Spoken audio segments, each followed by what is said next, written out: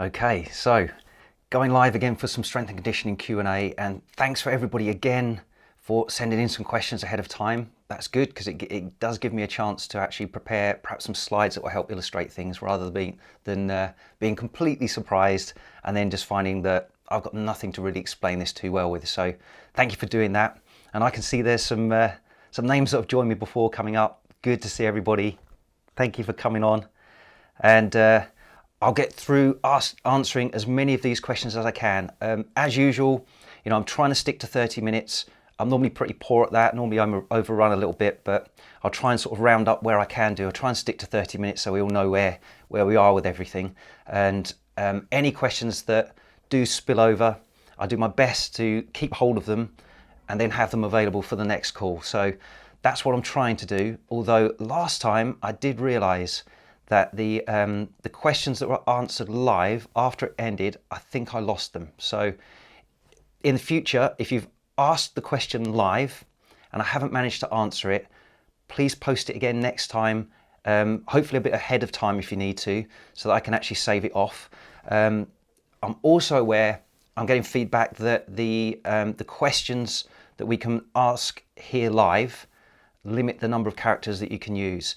So if you're needing more characters, then you're best to kind of message me either on Instagram, send me an email, and if I can, again, I'll fit that in. So if I can just get this back up here, let me put this up just to make sure everybody realizes that if you hit that button that looks something like that at the bottom, you can ask your question live. And like I say, I'll do my best to get through all of these. So that's been a minute or so now. I can see there's plenty of people have joined. So let me get onto one of the questions that I'd already had, and I'm not really sure what order I've got this in. So let me just see if I can get that one up.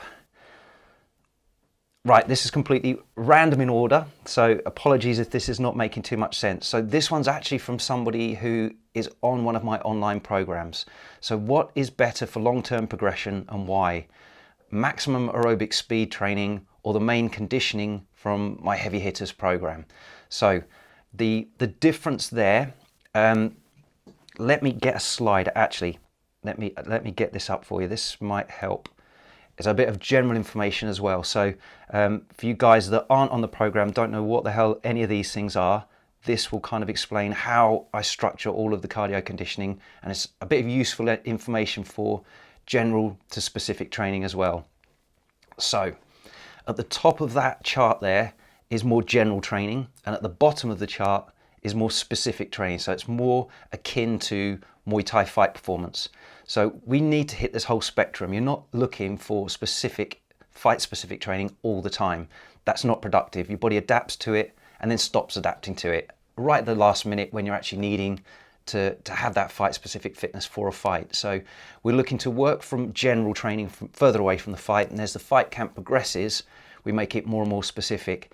Now, the question that was asked there was really about the general conditioning. So in one of my previous lives, we also talked about the difference between the central general fitness, which is the cardiorespiratory system adapting, or the local muscular endurance. So here we're talking about the cardiorespiratory system, the sort of central stuff. So this is that column in the middle. And I've actually laid out on here both the MAS training intervals and the main conditioning methods that we use in heavy hitters as well. So in general conditioning, we've got, with the heavy hitters conditioning system, we have the cardiac output training, which is the long steady state stuff. Say long, it's about 30-40 minutes at the longest, and then it moves on to tempo intervals, where we're doing those shuttle intervals where we're going about 70% of maximum sprint pace. So we're starting to shift from aerobic capacity building more into aerobic power, and that continues through. So high resistance intervals, so examples would be like hill sprints, that kind of stuff, so it's repeated sprints there. And then we move on to threshold training, where you're operating more at your anaerobic threshold, so it's the most power you can produce aerobically for a sustained period, at least 3 minutes there. And then finally, the last method I use is cardiac power intervals. So all of this stuff actually comes from Joel Jamieson at 8 weeks out, and that's how I structure it through. So cardiac power intervals are absolute, flat out, I say sprints, they can't be sprints because they're at least 2 minutes long, but they're as hard as you go, and the intention is to keep your heart rate as high as possible to reach maximum heart rate. So that's the spectrum, right through from cardiac output, gentle work, right through to cardiac power intervals where it's flat out maximum heart rate. That's what we're trying to stimulate. And you can see you can't do that all the time, so you need that general to specific. The MAS training, the maximum aerobic speed training that I have as a separate module, that works by doing a 5-minute MAS test, maximum aerobic speed test, where you shuttle run and get as far as you can do. The average speed that you have over that distance, over that 5-minute period, is your 100% maximum aerobic speed. And then you program intervals, shuttle intervals, based on percentages of that. So I use that in a way to almost like rep max test cardio like you would do strength training or power training even. So it's a really useful way of going straight in and prescribing exactly what someone needs in terms of fitness development right from the very first session. When we're working more general methods, like I've got there in the other methods from heavy hitters, the way they work is it's much more varied, so it's useful, but we bring you up to speed through progressive steps, and you qualify for the next step and you qualify for the next step and you move through and you move through. With maximum aerobic speed training, the reason I put that in the program as well is sometimes we've got fighters that have got a fight, you know, in 4 weeks' time, and we need to jump straight to a specific block of training. And whereas we haven't got the opportunity to use like the progress in heavy hitters to build the capacity to tolerate some of these interval methods, then with maximum aerobic speed, because we're doing it based on how they've tested, we can jump straight in with a percentage of their maximum aerobic speed, or rep max if you like. So that's the difference between the two. One allows me to prescribe exactly what you need right now.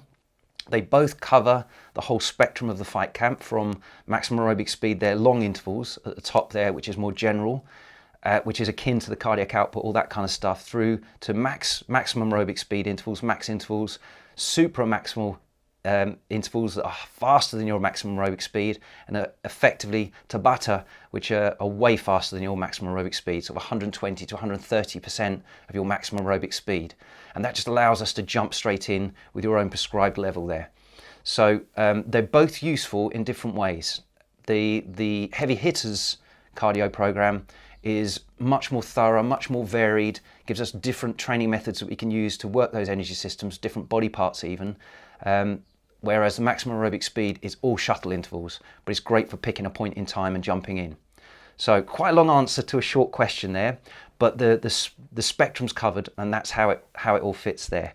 So let me see if I can get another question up, and I'll make sure I try not to answer the same one twice here. So warm-up protocols to stimulate greater neural drive. So on a previous Q&A there, I did speak about the spectrum of exercises with the different amount of sort of neural recruitment, and that's how juicy they are on your central nervous system in sparking up the contraction of your muscle fibers. So that's all about not being very fatigued and high intensity stuff. So if we're looking to activate that, we're talking about potentiation. So there's this effect whereby if we load the body up with some intensity that doesn't fatigue you too much, that actually switches on that electrical conductivity, if you like. The motor recruitment to fire those patterns is suddenly juiced up and ready to fire. Just like you kind of feel a bit dopey, you know, if you're doing strength sets, for example, often the second set is kind of the best set. The first set is kind of a bit of a shock. It's like, whoa, got to get used to this. And then the second set, you're potentiated from the first set.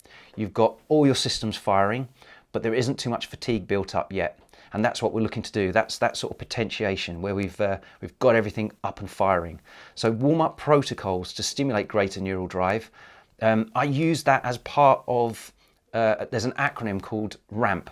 So it's raise, activate and mobilize, and finally potentiate. So if you can work a warm-up that does all of those things, then it's a good warm-up. It's effective, and you're preparing the athlete or preparing yourself to do your best in that training session and get the most out of it. So raise just refers to raising your heart rate. So we're getting your breathing rate up, getting a bit of a sweat on potentially if it's that kind of session as well. And we're getting the heart rate going. So that's the raising part. Activation and mobilize kind of happen in combination, really.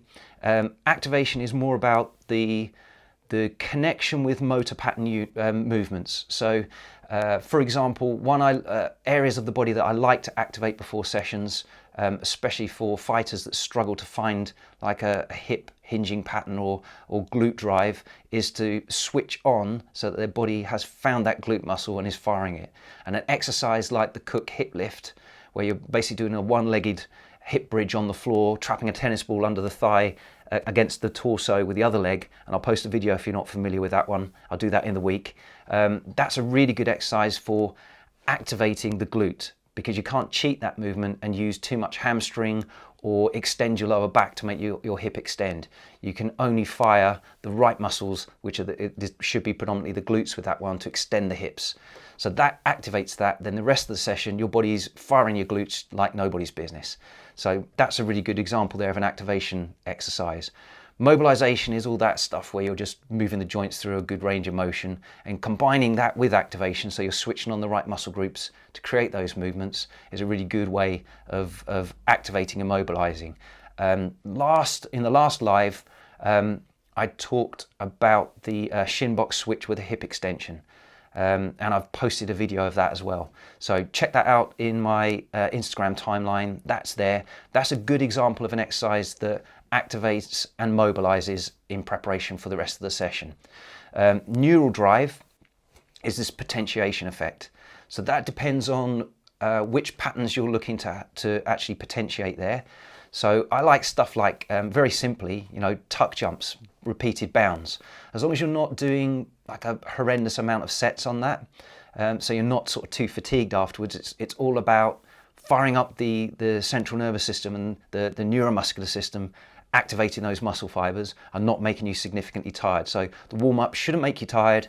It should just switch everything on, make sure that you've moved through your full range of motion, that you've activated muscles that you can be a bit lazy on, and you want to make sure you're moving well, and that you've then also potentiated the explosive actions that you're after. And I kind of finally have the heart raiser and potentiation sort of happens together. So that ramp method doesn't need to happen in that sequence. It just needs to cover those bases. So answered that one. Let me see, which other one have we got? That one we've done. Let me grab this one. So, quite a long one here. So this is one I've grabbed from a message. So currently training at home, having trouble loading up on my leg exercises as I can't squat due to hip ankle mobility putting pressure on my lower back. Okay, so that's the first issue there. And then we've got another bit. I have thought of using a weighted belt and doing single leg exercises, but what exercises would increase resistance without putting too much pressure on my back? Yeah, so the first bit I would go to is what's happening there with the ankle and the hip mobility that's messing up your back. That's definitely the first bit to fix. You shouldn't have that issue messing up your back. So that would be your key. So working on ankle mobility, so tack and stretch on the calves. I've shared some stuff on that in the past, so you can have a look at that to loosen up the calf and Achilles complex there, to get the soft tissue moving. Band distractions into the ankles as well to get the range of motion so that you can get into a good position. And then something to anchor that range then, like a calf raise heel drop, where you've got your toes on a step and you're dropping your heels down and then coming right up onto your toes there, using a real deep full range of motion. That would progressively start to help that. Hip mobility, well, there's loads you could go into on there. I'm assuming getting down into sort of deep hip flexion there is the issue. So working onto that in sort of loosening up things. There's another question coming up which we'll come back to on that actually. So I'll come back to that as a thought process. But to allow you to get into the squats without messing up your back, consider, if ankle mobility is an issue, putting some plates underneath your heels to lift your heels up, so it allows you to get into a better position. That will allow you to get deeper into the squat without your back becoming a problem. The other thing I'd say, if the depth of your squat and your hip range is messing you up, then do a box squat where you've got either a bench or a plyo box or something behind you that sets the depth that you can go to just to touch your backside down to with each rep. And it is just touch down on it, almost like a depth gauge. Imagine it's like a pin and you're just touching it, not sitting on it, at the deepest range of motion you can go to without messing up your back, and working the range there. So that would be something to approach there. If you really do have to go single leg, or weighted belt single leg exercises, so there's a whole load of single leg exercises that you can do. I kind of work a progression on that, depending on whether you've got load and all the rest of it as well. But just a simple split squat in the staggered stance first, then I take that to a rear foot elevated split squat where the back foot is up on a bench, and then we'd progress through then into like single leg box squats where you're touching down onto a bench, and then full depth ones. But all of that being careful, of course, with your back. But if you are doing single leg exercises, the loading, even if you are needing to load upstairs with the upper body holding it, can be a lot lighter, so it's less likely to give your back an issue. The other exercise that I have loaded really quite heavily with people when they've had back injuries, when they've come to train with me, has been like a barbell hip thrust. So if you if you put a bench behind you across, and you lay your shoulders across the bench there, and then you're bridging up, so your hips are off the floor, your feet are on the floor, your shoulders are on the bench, a barbell sat on in your hips, and then you drop down to the floor, and you've got your plates on there, and you're just basically bridging up as high as you can. Try not to extend the lower back again as well. So this is where something like the Cook hip lift would be really good, because that's teaching you to extend the hips and not use the back to do it. So use that as your potentiation and activation before you start doing something like that is a really good choice. So a barbell hip thrust there. Padding up the bar is a good idea. It can really dig into your pelvis across the front if you're going with some decent weight. So hopefully that gives a reasonable answer for that one, in the time limits allowed, of course. So let's grab another one up. I don't know if these are in a good order. So do you progress the landmine twist by adding weight, or by making a longer lever by extending your elbows? Is there an optimal arm position or stance? So yeah, landmine twist, for those that don't know, if I just rock back a bit, I've got a barbell with one end down on the floor, the other end is up in my hands here, and I'm twisting and rotating, either with a full torso twist or locking the core and just working the arms across the body like this. So it's a core anti-rotation exercise. That's what we're going for with that. So about the lever length. So the longer your arms, the longer the lever, it amplifies the load you've got on it, so it makes it harder. As you start to bend your arms, it reduces the lever. I personally, because I like to standardize and control what I'm doing, I work with arms straight. So if the arms start to bend, it's too heavy.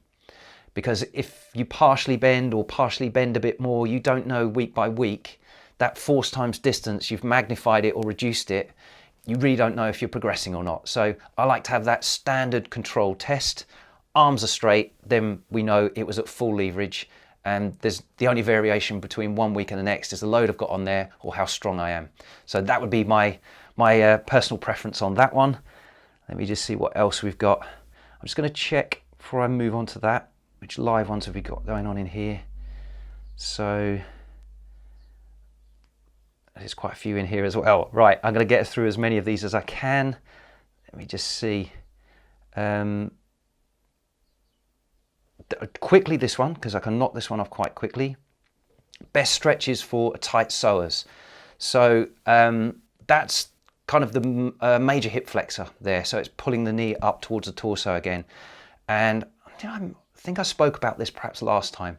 So working into stretching that out, if you're doing any kind of lunging position and you've got your back leg stretched out behind you, that's stretching the psoas on that side. So anything that's those kind of lunging positions, that works really well. So a rear foot elevated split squat is a really good psoas stretch if you're sitting down nice and deep into that. But any of those kind of positions, the band distracted hip flexor stretch is another one I really like, where you're half kneeling in front of an anchor point with a band pulling around into your hip, pulling your hip forwards. So the leg you're kneeling on is the one you're stretching. Again, if I haven't got anything out there, I'll try and post a video that shows this. But that's a really good targeted stretch. It allows you to get that band distraction, so it pulls the joint into a different out of centration, so you can get more room on it. But what it also does is allows you to really focus on making sure that you're not extending your back. So when you come forwards there in those sort of lunging positions, normally people stick their backsides back out, and that actually that gives more space. It doesn't stretch out the psoas and the hip flexors, all of those sort of muscles in there. So you want to have a bit of a tail tuck where you tuck your tail under as you rock forwards and try and leave your knee behind, and you'll find that goes tight really quickly then. So they're the kind of stretches I'd recommend for that. Let me get rid of that one. Let's just see if there's another one just on the lives that we can go into. 10 minutes left. God, here we go again. Right, so exercises quickly. I'll do this one. So favorite exercises to use with an agility ladder. So the agility ladder, I like to use lots of different movement patterns with that, but as a tool, I see it as low impact plyometrics. So the height that you're jumping isn't very high. Your center of gravity typically doesn't move too much, so the impact down through the calf and Achilles isn't that great either. Not so great for change of direction and stuff like that, generally, depends how you're using it.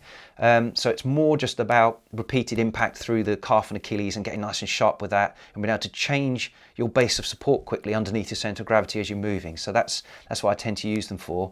But also, I do quite like them for like an aerobic plyometric kind of training for conditioning. So shuttling up and down the ladder with rest intervals is a really good way to get that sort of aerobic plyometric training effect for some energy systems conditioning, but also some calf and Achilles complex conditioning as well. So in terms of patterns, everyone's got different names for all these things, but very simply just stuff like hopscotch, the Ali shuffle where you're switching your feet backwards and forwards as you're facing the ladder and traveling laterally down it. Really like that one. That's kind of a bit more like a switch step or a skip step in Muay Thai. The Icky shuffle where you're facing along the ladder and you're actually going 1, 2, 3 and then cutting back in 1, 2, 3, almost like a cha-cha-cha kind of timing as you're moving up the ladder. Those kind of things I really like. But basically, you know, really any kind of pattern that's just giving some impact through the calf and Achilles and a little bit of aerobic conditioning if we're doing it for a little bit more extended periods. So that's that one knocked off as well. Let me just go back to one of the questions. I've got some more involved ones, so I'm going to make sure I get onto this before I move on. So here we go. Right, this one's quite a big one. So are there particular standards you try to get to for each movement? So squat, hinge, horizontal push-pull, vertical push-pull, etc., and qualities like strength, power, speed, and various energy systems, etc., or do you just keep on improving forever? And everyone's comments are kind of come over the top of this, so I can't quite read it. Or even if it's the latter, standards, basically what the standards are going to be. I think I can just about make that out. So yes, let me share this. So this is what I'm not sure if everyone can see that. So it's a radar chart, which is part of my performance profile testing that I have both in my main heavy hitters program and the accelerator program. So this allows you to test under my strength standards for the main characteristics that make up a fighter's athletic performance. So we've got maximum strength, we've got explosive power, we've got anaerobic power, which is now more of an energy systems conditioning there, aerobic power, which is also energy systems conditioning. Just trying to read underneath everyone's comments there. Anaerobic fatigue, which is local muscular endurance, energy systems endurance there, lactic endurance effectively, and then muscular endurance there, which is self-explanatory, that's local muscles, and body composition. So they're the main bits that I kind of test for. And this radar chart, if you can see that, I score them between 0 and 10, and there's a dotted line around there at 7.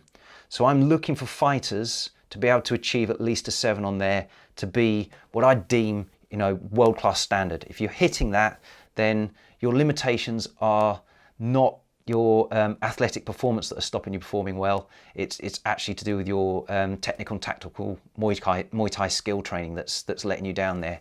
You're not struggling for any other reason. You've got you've got everything in hand there. So strength standards in particular, if I go on to that one, I've got another image somewhere, if I can find this. So there's a little table there that's from my Muay Thai sports needs analysis that I've put together, and I've got different standards there for the strength lifts. So I've got male and female there. So deadlift 1 rep max for a male, I'm looking for between 2 to 2.5 times body weight. So all of this is relative to you in your weight class, and the reason for these standards are not necessarily always that degree of strength, for example, in a deadlift is absolutely essential for Muay Thai, because that level of strength actually isn't displayed in Muay Thai in the lower body like that. But it sets that foundation for explosive power that we want, and above all else, it reduces injury. So I know if someone's that strong, then they're not going to get broken in their training. So deadlift at least 2 times body weight, that would score you a 7 out of 10 on my chart there. I've just got that radar chart back on the top there. So that max strength axis right at the top, this is what we're assessing here with the deadlift. Front squat then for a knee dominant pattern. So the deadlift is hip dominant, force towards your opponent horizontally. Front squat is vertical force, so your explosive jumping straight up kind of power. I want at least 1.5 times your body weight there as a male. Pretty tough exercise. Most people that come into the program, when they try front squatting, they're used to back squatting, which is more hip dominant, more akin to a deadlift shape really, more than anything. And the front squat can't be as strong as that. It's smaller muscle groups, not as efficient. So getting to 1.5 times body weight on that can be quite a challenge for a lot of fighters, but that's what we're looking for. Bench press, sort of 1.25 times body weight there to 1.5 top end. And incidentally, the top end, so it's kind of like, if you're in that zone there, between a 7 and 10 score on what I'd rate, we're not looking to get that any better. You know, that's already adequate. We're looking to build things that you haven't got if you've achieved these levels. Chin up 1 rep max, so for a vertical pull there, it's body weight plus half your body weight again to 0.7, another 3/4 of your body weight on you, and doing 1 chin up with that hanging off of you. So for example, if you're an 80 kilo fighter, I want you to be able to try and get 1 rep with 40 kilos hanging off your dipping belt as you get to the top. So that's a male. For a female, and we've got everybody's comments have just gone over the top here. Let me just move that a bit. Oh, I can move it. I didn't realize I could do that. Okay, so the deadlift for a female, it's 1.4 times your body weight. For the front squat, it's 1 times your body weight as the minimum. So this is scoring the 7. Bench press, sort of 80% of your body weight there. And your chin up is your body weight plus 30%. So that gives you an idea there. And I think I've got a little table, which is probably pretty small down at the bottom, that comes off the chart there, which has an example there with those different lifts and how somebody's scored. And the ones I've ringed and that have come up red are the ones that score under that 7, and they indicate that they need some work. So hopefully I've gone on a bit about that one, but that gives you an idea. There's some strength standards for you for a Muay Thai fighter that will get you going forwards. Let me just see what else have we got. Which ones have we got? Let me just, I've answered that one. That one I did. Yes. What was that one? So I'll probably get this one in. I've only got 2 minutes. Okay, so Don, I wanted to know from your experience, what is the best way to gain muscle mass with bodyweight exercises without losing performance? So that kind of see this in 2 ways. I'm going to get something else up just to help me explain on this one.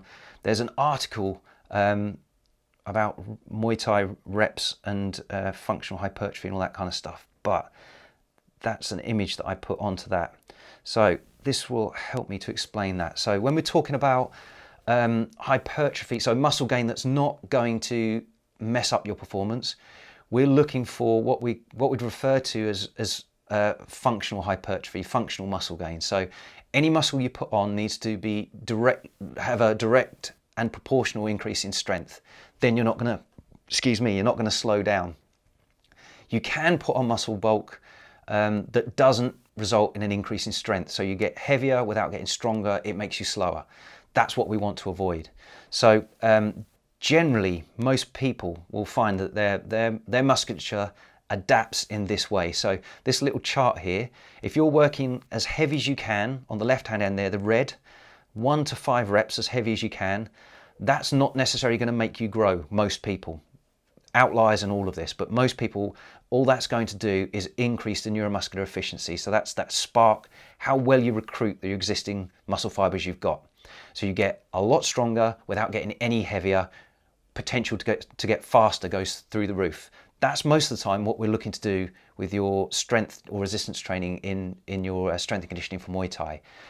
As we phase up, and there's a spectrum, it's not like a hard cutoff here, typically between 6 to 8 reps there is what we refer to as myofibrillar hypertrophy, and that the little blue symbol there at the bottom there's a little chart there that shows the muscle fibers increasing. So you can see the little dots in the red muscle fiber, all they've done is got more efficient. As we move to the center one there at the bottom, there's more little dots in there. So there's an increase in the size of the muscle fibers themselves. That increase in cross-sectional area gives you more strength. So you get stronger as your muscles get bigger.